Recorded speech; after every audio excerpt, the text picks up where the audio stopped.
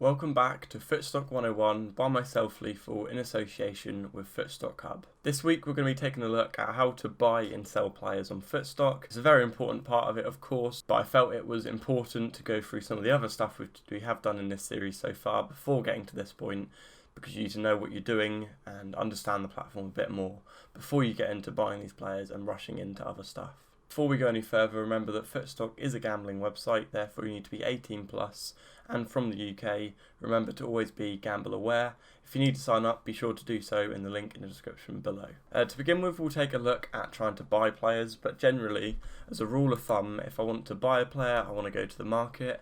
If I want to sell a player, I want to do it from my cards. Buying and selling can be done from both of these locations in some circumstances.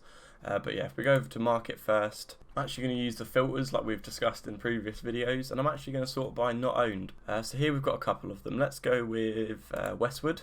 So we're going to go into Westwood. He's a player that we want to attain for our collection.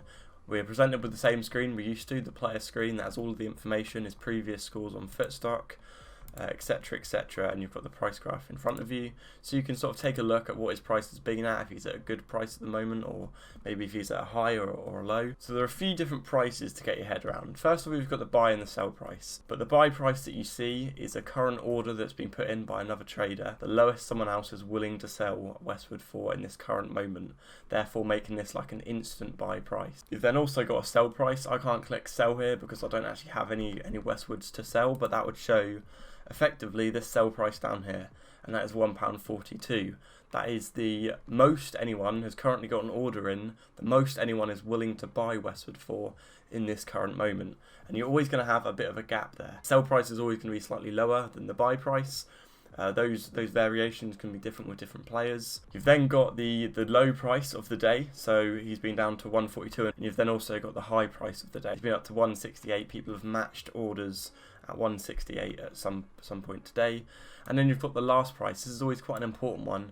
It's the last price that this player actually sold for. So someone matched an order at £1.45. That was the last one that sold. But in terms of showing you how to instant buy a player, if you're willing to pay the price that is showing there, then you can simply press buy card and then buy there, and then it gives you a bit more confirmation, shows you how many you can adjust the quantity if you want to buy more than one, and then confirm, and effectively just like that you've got your Westwood. Then, because I've got one free, it'll actually show you this sell screen that looks very similar, and like I said, we'll show you the sell price that is down here. Right, so someone else we need to buy is Højbjerg. Potentially the first thing we're going to look at is the difference between the buy price and the sell price. To instant buy Højbjerg right now, the lowest anyone's willing to sell him to me is £1.89, but down here the sell price is £1.57. That's the most anyone else is willing to pay, so there's about sort of 30p in that.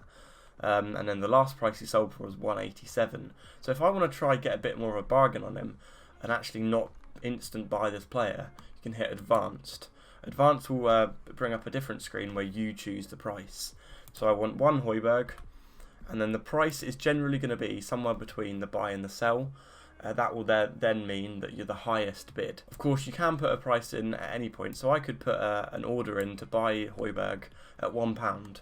Now that wouldn't be the highest bid, and it would be very far from the highest bid, and it might be that that is never matched. If I never become the highest bidder, no one will therefore be able to match my order. So generally it's good to be the highest bidder, but if you're not in a rush to get the player, it's fine to put them a little bit under that sell price. But in this scenario, I'm going to go somewhere in between the buy price and the sell price, and I'm going to put an order in at £1.65. Therefore, by me putting that order in, it's actually risen the sell price. So anyone that's wanting to sell a player will go in there now, and they'll see the option of 165, because I am the most anyone is willing to pay for Højbjerg in this current moment. And in your collection, you do see these buy and sell prices. That's the instant buy, the instant sell, and that is, if possible, potentially the easiest way to attain players and sell players. At the same time, sometimes it's worth just trying to put those offers in and actually get them for a little bit cheaper, or sell them for a little bit more. That's important, especially if you're trying to take the trading strategy on Footstock and you're trying to buy players for low and then sell for high. Hopefully this did make some sense, you did enjoy it. If you did, give it a like, subscribe to the channel. And with that being said, I'll see you guys in the next installment of Footstock 101.